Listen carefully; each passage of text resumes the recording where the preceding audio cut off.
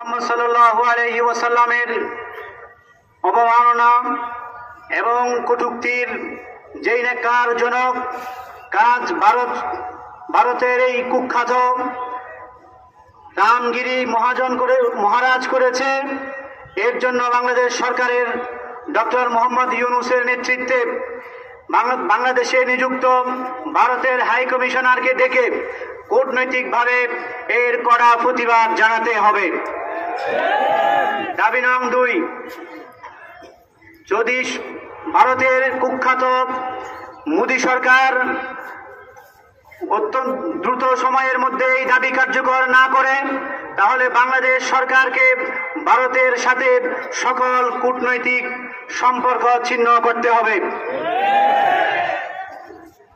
এবং পার্বত্য এলাকার যারা রাষ্ট্রদ্রোহী কাজে লিপ্ত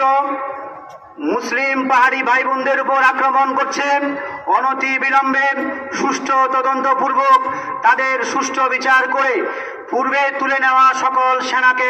পুনঃপ্রতিষ্ঠিত করতে হবে।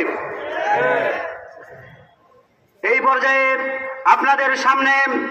দিক নির্দেশনামূলক ও আগামী